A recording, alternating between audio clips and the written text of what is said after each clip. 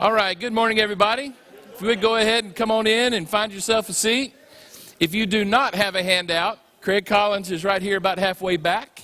He will give you a copy, and we can go ahead and start our new quarter where we're going to do a study, a survey of sorts, I guess, because it's a long book, but we're going to get it all taken care of in one quarter, but we're going to look at it through the lens and the idea of examining Daniel as a prophet of the sovereign God. And so the focus is not going to be on Daniel, it's going to be on God. But that's okay, because Daniel's focus was on God. So it all works out in the wash and comes out that way. But there's an amazing sequence of events in this book that is part historical narrative, it's part prophecy, but it shows that God is working in the affairs of people, and that He is working in the affairs of nations.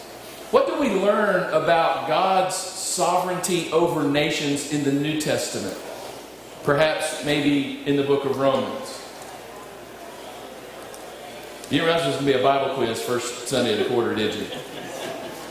We're told there, Paul tells us, Paul, who was under the Roman Empire, not exactly a completely free man, even though he was a citizen, because they kept people under their thumb pretty well.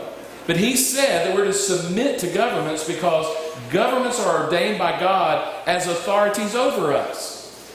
All right, so if that included the Roman Empire, then we've got to really give some thought to where that puts us as citizens of a free country, and look at things and assess things in that way.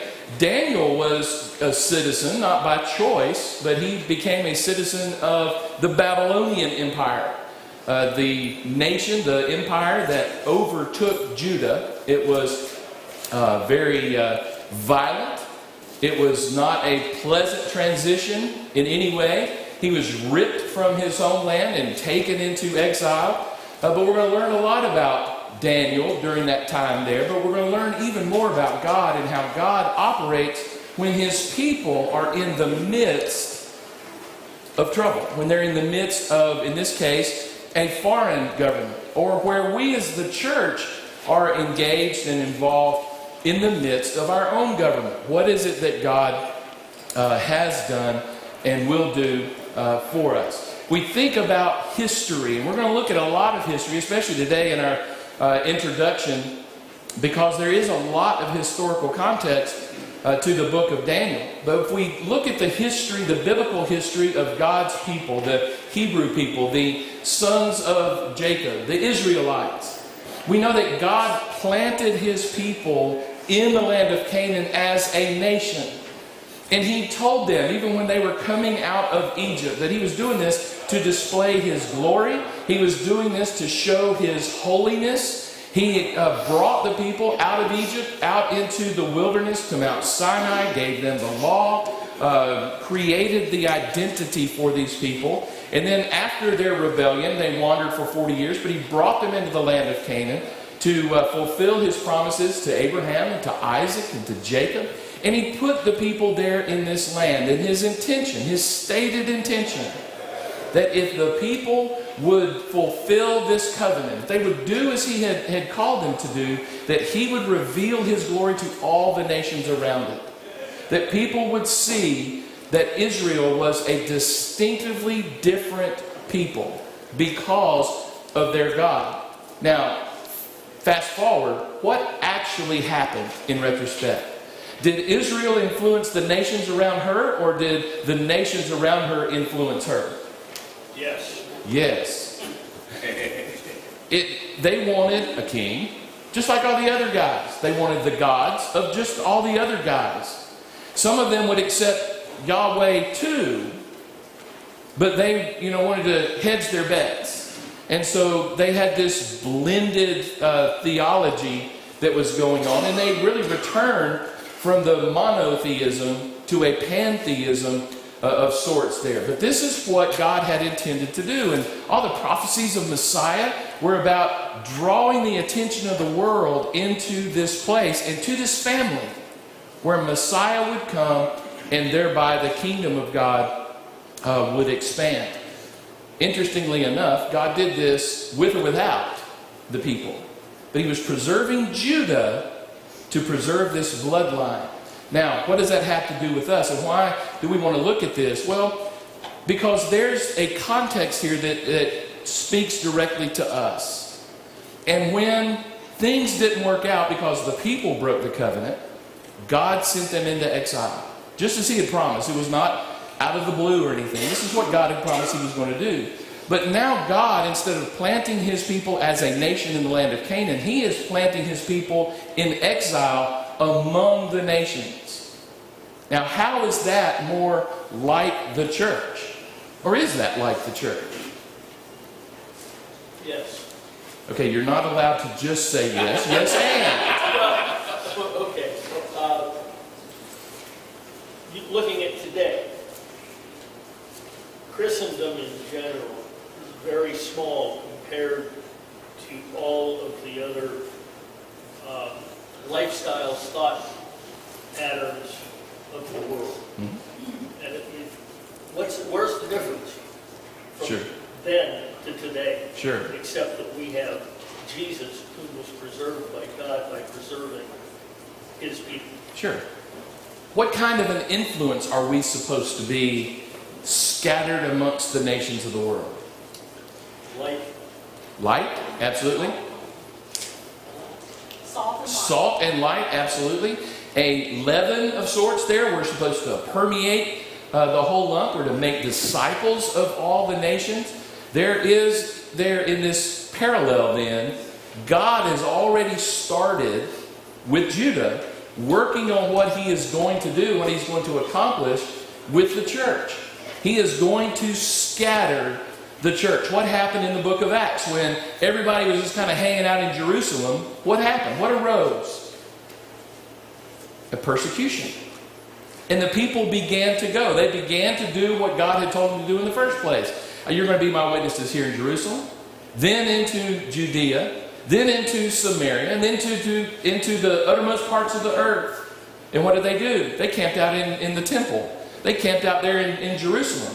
So God worked and used the government of the day to disperse the church among the nations. God is sovereign in the affairs of men, and he is sovereign in the affairs of governments. So as we kind of go through this, let's think, this is not just a history lesson of the Old Testament. This is teaching us a lot about ourselves. And it's good to know where we come from. It's good to know what God has promised. It's good to know in the sense that we are the fulfillment of God's promises. That we are the fulfillment in a lot of ways of God's prophecies. Richard? Well, I think one important thing here we need to look at is when these people were dispersed, the Lord provided that the Babylonians allowed them to keep their lineage intact, which was a big difference between the Assyrians and the 10 northern tribes. Absolutely. And that's basically a promise that he made Abraham, to keep that line intact. And if you read over in Matthew, the first chapter, they list those 14 generations from Abraham to David to carry away to Babylon. So Daniel is a direct writer of that last 14 generations from Babylon to the Bible. That's absolutely right. That's absolutely right. And so Daniel is faced with a choice. Many are faced with choices where they were ripped out of Judah. They were sent into exile. Will they simply assimilate, which is what the Assyrians did? They forcibly assimilated. Or would they maintain their identity even in exile? And for Daniel and several of his friends and a remnant of people, they kept their identity even though they were in the midst of the world. They were in the midst of this empire. In fact, they were in the midst of the ebb and flow of empires. And it kind of sloshed around them for a while until they came back home. Because there was a changing from Babylon to Medo-Persia. And it was a Medo-Persian king, Cyrus, that let the people go back to Jerusalem and thereby paved the way for the last 450 some odd years before Christ came. But all of this was according to God's plan there. Why then were the people sent into exile? What was the reason that God put them there? Was it arbitrary? Say it again. They did not obey him. They did not keep the covenant. I heard voices in the... Okay, good. We have agreement there for the front and back. That's always good. Let's turn to Exodus chapter 31, if you want to look there.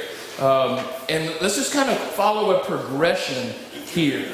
And we learn what it is that God had in mind, what he was doing, what he had promised he would do, what he had threatened that he would do. This is not the arbitrary action of an evil God. This is the God who had foretold this, their waywardness. And he said, when this happens, this is what I'm going to do. This is going to be my response to you if you break this covenant. So in Exodus 31, beginning in verse 12, we read, "And the Lord said to Moses, you're to speak to the people of Israel and say, above all you shall keep my Sabbaths." What is the Sabbath? The Saturday. It is the seventh day of the week. It's the day that God rested. "For this is a sign between you and me and throughout your generations, that you may know that I, the Lord, sanctify you. You shall keep the Sabbath, because it is holy for you. Everyone who profanes it shall be put to death. Whoever does any work on it, that soul shall be cut off from among his people. 6 days shall work be done, but the seventh day is a Sabbath of solemn rest, holy to the Lord. Whoever does any work on the Sabbath day shall be put to death. Therefore the people of Israel shall keep the Sabbath, observing the Sabbath throughout their generations as a covenant forever. It is a sign forever between me and the people of Israel, that in 6 days the Lord made heaven and earth, and on the seventh day he rested and was refreshed. He gave to Moses, when he had finished speaking with him on Mount Sinai, 2 tablets of testimony, the tablets of stone, written with the finger of God." So here at the beginning of this covenant relationship he has with the people, one of those conditions is the Sabbath day, that they should keep it, that they should keep it holy. It was for them. It was set aside for them. At the time of Jesus, were they keeping the Sabbath? Sure they were. In fact, what were some of the conflicts that Jesus had with the Sabbath keepers? He was healing on the Sabbath. The audacity of that man. Because they said, that's work. You're doing work. And Jesus is like, really? I tell you what, watch this. And so he was making the finer point that they had now taken to human, man-made tradition. And they had warped what God had given them, but they were still technically keeping it even at that time. All right, so kind of keep that in mind there. Look in Leviticus chapter 26. More information, further information in the giving of the law, beginning in verse 27 there. "But if in spite of this you will not listen to me, but walk contrary to me, then I will walk contrary to you in fury. I myself will discipline you sevenfold for your sins. You shall eat the flesh of your sons, you shall eat the flesh of your daughters, and I will destroy your high places and cut down your incense altars and cast your dead bodies upon the dead bodies of your idols, and my soul will abhor you." Now, God did not make them do this. They did this. This was part of their idolatry. It was horrific what they did with what they were given here. But they took on the gods of their neighbors. "And I will lay your cities waste, and I will make your sanctuaries desolate. I will not smell your pleasing aromas, and I myself will devastate the land, so that your enemies who settle it shall be appalled at it. I will scatter you among the nations, and I will unsheathe the sword after you. And your land shall be a desolation, your city shall be a waste, and the land shall enjoy its Sabbaths as long as it is desolate." What does he mean, the land will enjoy its Sabbaths? It means you won't be able to work the land. It'll be at a time of rest and I guess recuperation from people just being on it. Right. There was a command in the law of Moses, and interestingly enough, it was one that the people apparently, at least as far as the historical narrative, the people never followed. And that was, not only is every seventh day a Sabbath, but every seventh year was a Sabbath. God began training them with the manna. What happened with the manna? How often would it come? 6 days. Every day except for the Saturday. If they went on Monday and gathered up 2 days' worth, what would happen to the surplus? It would spoil. But if on a Friday they gathered up 2 days' worth, what would happen for them on Saturday? It was perfectly fine. God was training them. All right, so now they had to use that same methodology week to week when they were doing their work. They did all their work on those 6 days, but they had to prepare, organize their lives for that seventh.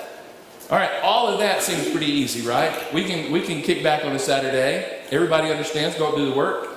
Some people can't manage to do that in their life, but hey, this is another thing. But anyway, but a Sabbath year, what is necessary to work for 6 years, 6 days a week, and then have the seventh year where all of your land will lie fallow?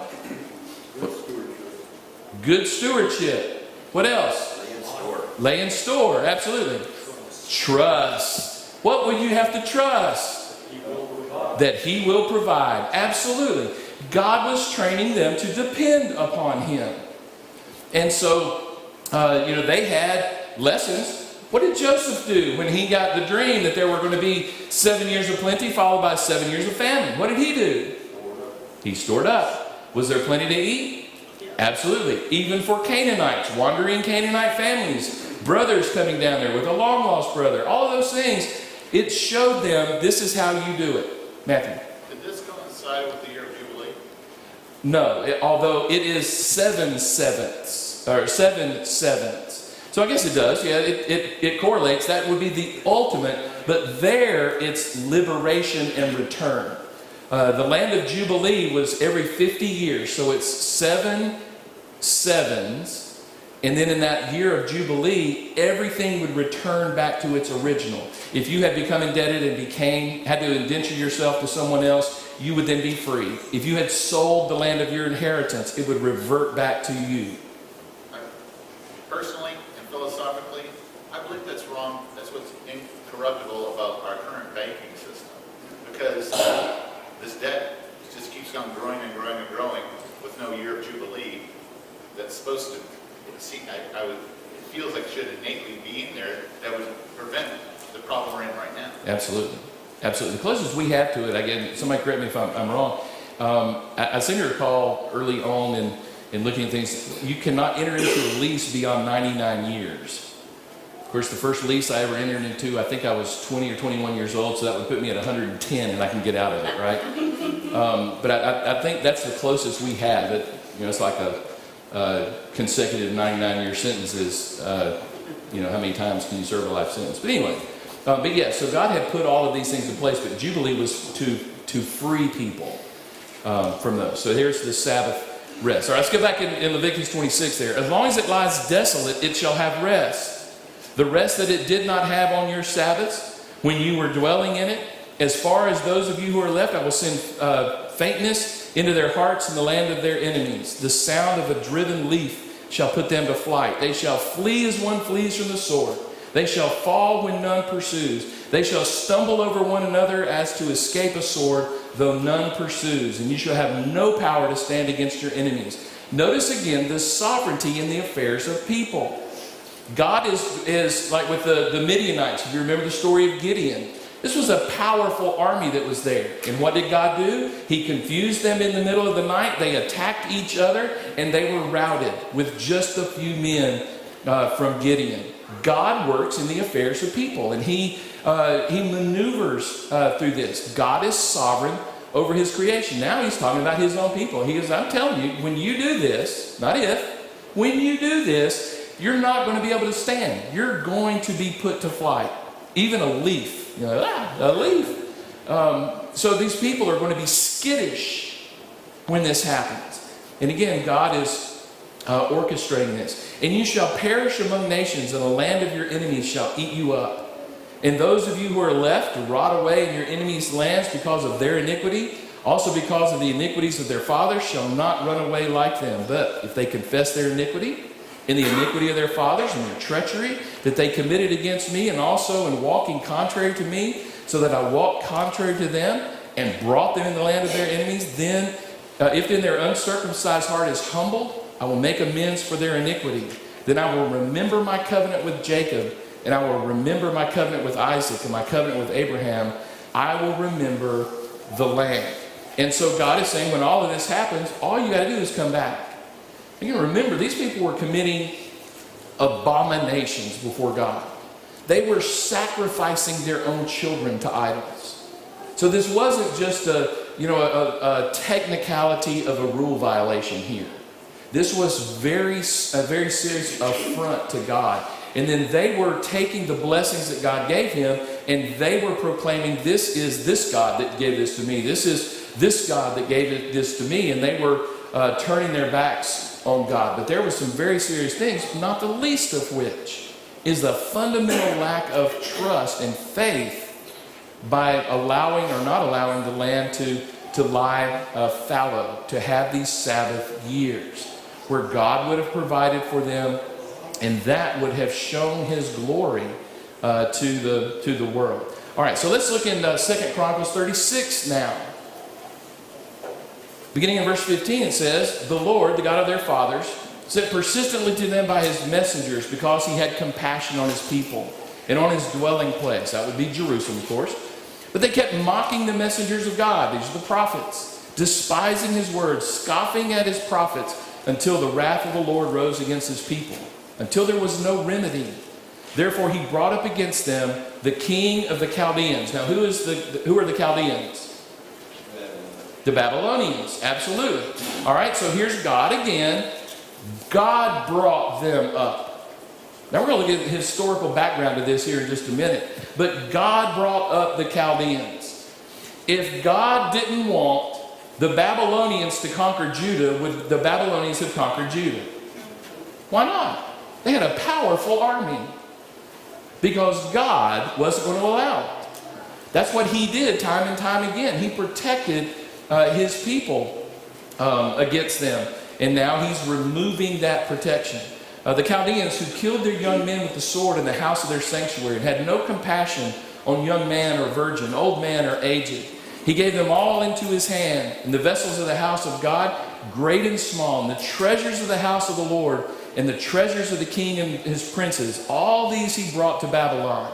So they robbed, they pilfered the temple, all of the wealth of Jerusalem. They took it. The Babylonians had an idea that as they raided these other countries, if they took the possessions of the gods of those countries and they brought them to the temple of Milcom, their national god, that Milcom would become stronger.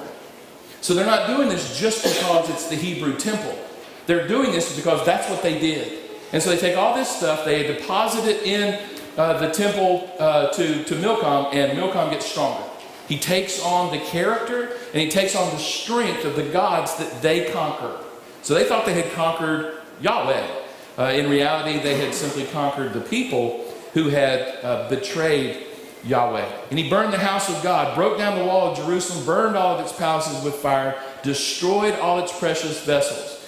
Now, look at what it says next. He took into exile in Babylon those who had escaped from the sword, and they became servants to him. This would include Daniel and his sons until the establishment of the kingdom of Persia, to fulfill the word of the Lord by the mouth of Jeremiah, until the land had enjoyed its Sabbaths.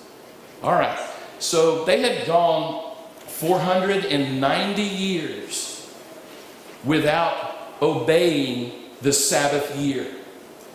Add all that up, I'll do the math for you. It turns into 70 years. How long was the exile in Babylon? 70 years. See, that's what God was doing here. It wasn't just arbitrary. God was fulfilling exactly what he had said there. All right, so the kingdom of Persia will do this, fulfill the word of the Lord by the mouth of Jeremiah, until the land enjoyed its Sabbath. All the days that it lay desolate, it kept Sabbath, to fulfill 70 years. All right, so that's what's happening when we meet Daniel. When Daniel is there in Babylon, when he comes up, and you may remember the story, and we'll look at it in a little bit more detail next week. But when Daniel goes, I can't eat that food because my God told me not to. You have a faithful young man taken out of Judah, plopped into captivity in exile, but he's keeping the covenant with God. Doesn't matter that everybody else has lost their minds. He's going to remain faithful to God, even though he's over there in a foreign land. Picking back up in 2 Chronicles 36. Now in the first year of Cyrus, the king of Persia, that the word of the Lord by the mouth of Jeremiah might be fulfilled, the Lord stirred up the spirit of Cyrus, king of Persia. Notice now again, God is directing the nations of the world. God is in control of all of this. Now, I'm going to just go ahead and press the pause button. Does anybody in the room believe that God has abandoned us to this world? No. And we need to keep that fundamental belief. We may not understand what's swirling around us, but we have been taken out of this world, but yet we've been kept in it. We're not of this world, but we're in this world. And God has a purpose for us there. And Daniel is going to have a purpose in this foreign country here. And as long as he keeps his covenant with God, he's going to be a powerful instrument in the hand of God. Little old Daniel. He's totally powerless. And yet he becomes quite powerful because God is managing the affairs of people. So Cyrus makes a proclamation throughout his kingdom and put it in writing. Thus says Cyrus, king of Persia, the Lord, the God of heaven, has given me all the kingdoms of the earth. Who does Cyrus attribute this to? Yahweh. Absolutely. He recognizes this. God was communicating with a Gentile king. Said, I'm going to give you all of this. And Cyrus is going, wow, that's amazing. He gives the glory to God. He has charged me to build him a house at Jerusalem, which is in Judah. Whoever is among all of you, his people, may the Lord his God be with him. Let him go up. And then we get into the return from exile back into Judah. And we have Ezra, and we have Nehemiah, we have Haggai, we have the prophets, and all of that time that's preparing the day for the coming of Messiah. All right. We're going to make it all the way through one verse today of Daniel. You ready for this one? Verse 1 of chapter 1.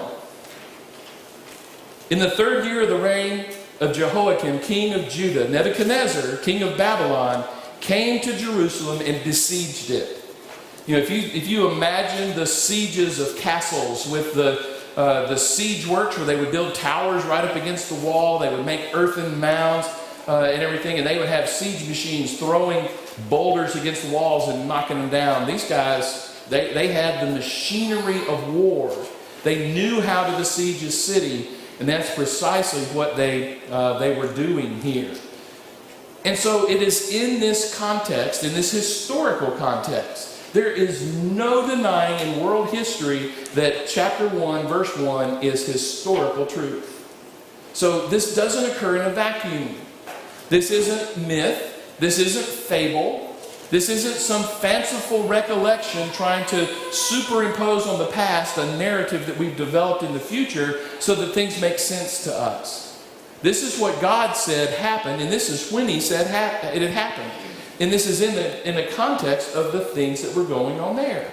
And so here's Daniel, who is a young Judean boy, who is taken with other promising young men, and he's in the king's court. And that's where he is going to begin prospering. He was at the very least a noble. He was quite possibly in the royal line to be king. We just don't know all that, but we can discern from what is there. He's intelligent, he's faithful to God, and he's very capable. The Babylonians didn't bring Daniel and his friends into a position of prominence because they thought it would be nice. They thought they could use them. They wanted the best and the brightest of everybody they conquered to make themselves stronger. Kind of the same theory with their gods and their idols. They thought that if they brought the strength of their conquered nations into their own empire, that would make their empire stronger. And this boy who starts out, if you can just imagine that trek, you're snatched out of Judah. There's all of this besieging warfare around there. Your city is crumbling. You're utterly defeated. And you're going to be marched across the desert, across the Fertile Crescent. And you're going to be taken to a foreign land. And now you're plopped down there, and you're going to become a statesman. And you're also going to become a prophet of God. That's who this young man is. Was all of this because Daniel was just that special? Why was all of this happening? Because God is just that special. Because God is taking someone that the only thing Daniel truly offered to God was his faithfulness. And that's all that was necessary. For God to utilize you in exile out in this world, like we are in this very day, all he needs is faithfulness. He can do the rest. And that's a difficult lesson of trust. It's like trusting in the Sabbath year. Do we really trust God enough to pursue this? Well, that's what Daniel did, and that's what we're going to see during his time there. He's plopped into a land of mystics. It is more than likely from this area, though it would have been the successor nations there, but it is from the east that the wise men came to visit the baby Jesus, right?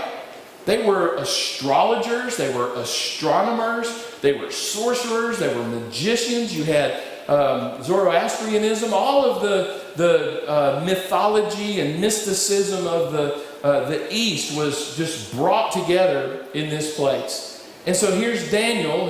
There's one God, the one true God, the God that brought us out of Egypt, the God has blessed us, the God that we broke covenant with, is plopped down in the middle of this society that's like that, this culture that is so foreign to him. And yet, in this, he still remains faithful, because all of this was an affront to God. In fact, you read through the law of Moses going, don't do this, don't do this, don't do this. We even had King Saul, who summoned up the dead spirit of Samuel, right? It works. It's not that is fable. The witch of Endor summoned up Samuel. God is saying, don't do that. He's not saying it's hogwash. He's saying it's dangerous. And it's dangerous to your soul. And yet, there were people, there were Judeans that were hauled over there that fell right into it. In fact, there's a whole lot of Judeans that didn't return back to the land of promise. They stayed put where they were. They liked it there. They had made lives for themselves. They were a success. They had assimilated into the culture, and now they were a part of that. They didn't want to go home because that wasn't their home anymore, because God wasn't their God anymore. And yet Daniel was one of those who was preserved here. And it was quite challenging because they were caught in the midst of this swirling mess that was world history. Let's just kind of recap what's going on here and look at some of the history that we have to understand what all God is doing here. Here's little old Judah. The 10 northern tribes have broken off. There is Judah and Benjamin, and then whatever Levites were in those two tribes against the 10 northern tribes and really against the world. There were the Babylonians. They had the Medes and the Persians as their allies, who were the Babylonians or modern day Iraq, the Medes and the Persians, modern day Iran.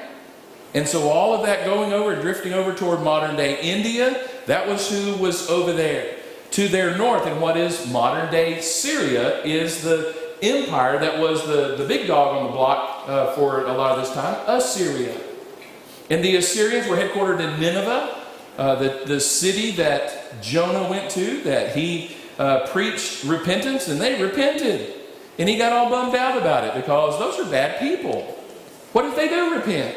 And they did. And so there was a forestalling of them. But these were evil guys. They were a system of conquest and assimilation of people into their nation, their empire, and the 10 northern tribes were dissolved into Assyria. But they were right there to the north of Judah. And then there was Egypt, an ally of Assyria, who was to the south. To the west, great big old sea out there, the Mediterranean Sea. There's nowhere to go there. Judah was stuck in the middle. How can Judah possibly survive? What would they have to do? Remain faithful. Absolutely. How many times did God say, no, you don't need chariots? God, have you seen the Babylonians? Have you seen the Assyrians? Have you seen the Egyptians? We need all the chariots we can get.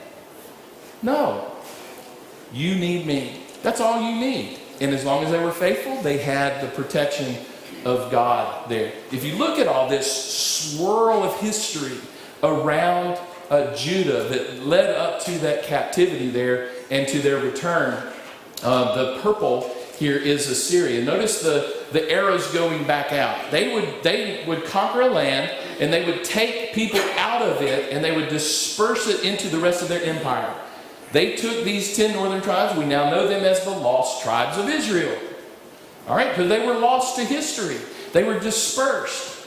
And then every time they would capture conquer another nation, they would take their people and they would put them back into the other nations they conquered, so that there would just be this blending together, this mass assimilation of people. And the people that were left to the north and west of Judah at the time of Jesus were the descendants of these people that the Assyrians blended in. What were they called at the time of Jesus? Samaritans. They were hated by the Jews. Why?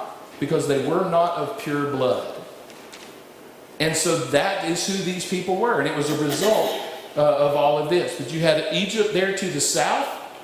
That was always a problem. And they were now allied with the Assyrians. But they're stuck in the middle of all of this. And then you have the Babylonian exile, where they conquered Jerusalem and Judah. But then they took the people as a whole and pulled them out and put them into captivity. Cyrus then let them go. The bloodline was preserved.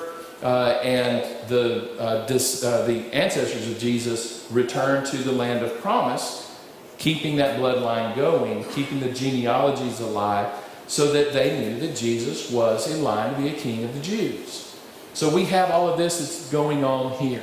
Now, what the Bible teaches us is in perfect alignment and harmony with world history.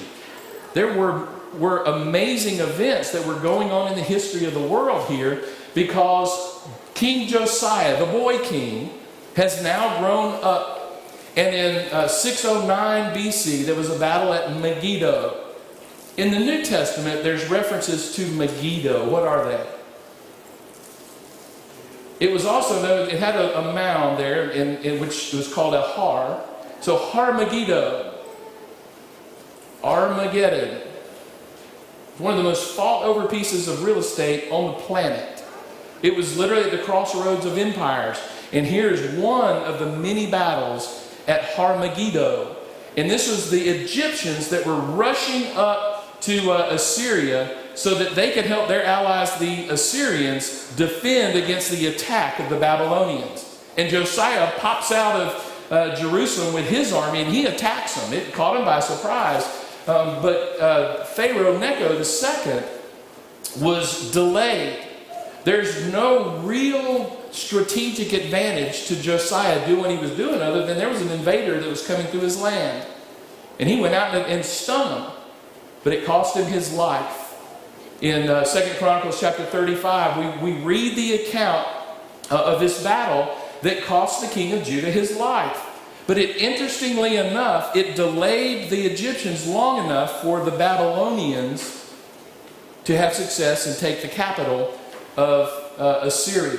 And so there was the fall of Nineveh that occurred when the Babylonians attacked. They moved them back to Haran. This is probably Haran. Haran was where Abraham and his family delayed for 75 years going to the promised land. But this is more toward the coast there. They had to just fall back And so now Necho is trying to help them besiege the Babylonians, to attack the Babylonians, and to move them back.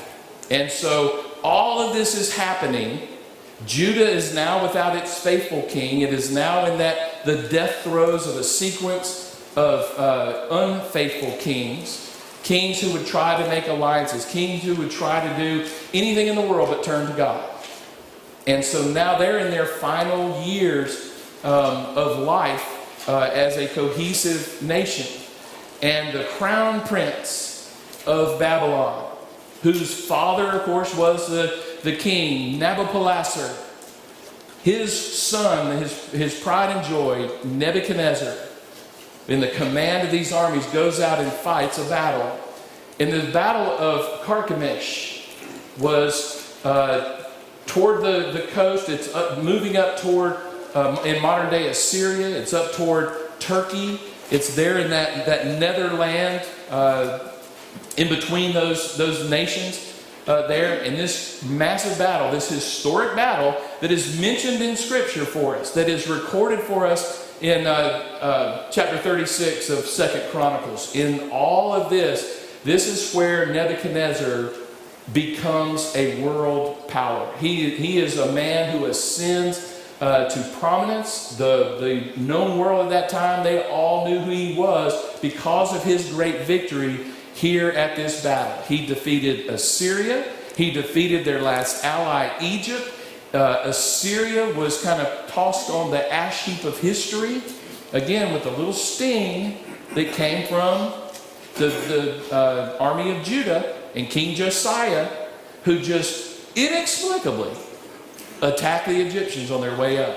If they had gotten there in time, there's a chance that Nebuchadnezzar would not have been successful here. There is a better chance than not that Nineveh would never have fallen. Why did Josiah attack? Because God is sovereign in the affairs of nations. And because it was not going to be Assyria that was going to conquer Judah, it was going to be Babylon. And that was going to be the fulfillment of God's prophecy there. So you see that again, this whole area. Here is Carchemish. Where is my dot? There it is. This is where the battle of Carchemish occurred, is right here. There's Nineveh in the capital. There's Babylon in the land of the Chaldeans down here. Media is over here. The Persians are over here. And so all of this is the empires of that land. And here's little Jerusalem caught in the middle of it. There is Megiddo right there. And so the Egyptians were just cruising up this highway, and they were attacked right there before they could get to that area right there. So here's little bitty Judah stuck in the middle of all of these nations and this warfare and the struggles of three great empires, who goes in and plays a significant role, thus fulfilling the prophecies of God. Matthew. I can see, based on the Fertile Crescent, which that is the crescent right there, that particular point would be a keystone in controlling that entire region. Absolutely. The ebb and flow of goods and services this way and that way, not to mention up into Europe. That's absolutely right.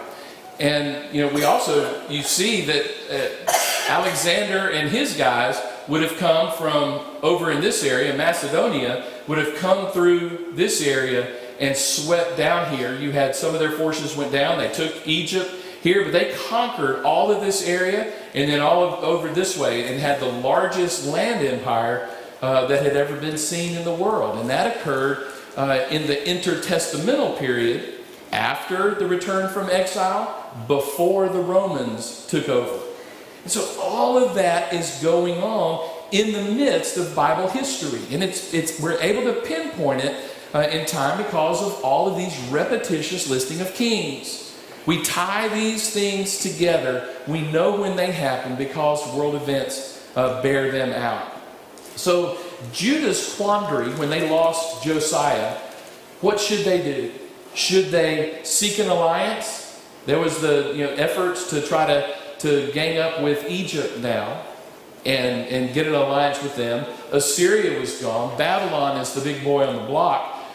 Were they willing to become a vassal state? In other words, if they would just serve and pay tribute to Babylon, they'd be allowed to exist. In essence, that's what they were.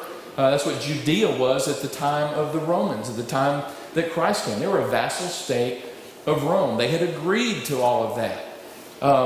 Or would they rebel against Babylon? Little bitty tiny Judah, great big monster Babylon. And what did Judah do? They rebelled. Oops. And it led to their destruction. There was, the Babylonians came into the land and they were wanting to just subdue it. And the Judeans, they attacked, they rebelled. Just like they did with the Romans. The Zealots, all these people, they were just nipping at the heels of all these empires. They just wouldn't let it go. And so that's when Nebuchadnezzar goes and he utterly destroyed Jerusalem, robbed the temple of its goods, and sent it away into captivity. And so we find all of this that is coming to the end there of chapter 36, where we read earlier, and the fact that there would be this land would have its Sabbaths for 70 years, that there would be a repayment to God, that there would be justice, just as God had ordained. But we also find this battle of Carchemish that is mentioned in chapter 36. It's in this historical context that we find Daniel living in the swirl of history. Folks, we find ourselves living in the swirl of history. Different history, different time. But in that respect, we are no different than Daniel. We are no different than the people of Judah placed into exile. Because Peter calls us exactly that. You are sojourners here. You are strangers and aliens during your time of exile on this earth. So when we go through this isn't just cold, boring, lifeless, old history. This is an example to us about how we should see our place in this world. And that we should see God's actions in this world.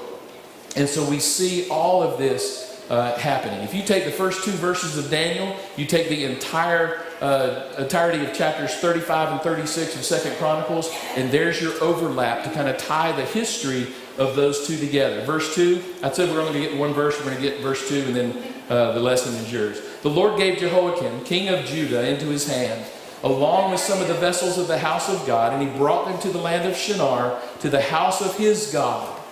And he brought the vessels into the treasury of his God. And there's where they took the things of Yahweh and gave them to Milcom. We don't know whether the Ark of the Covenant was one of them. But the Ark of the Covenant disappears from history at this point in time.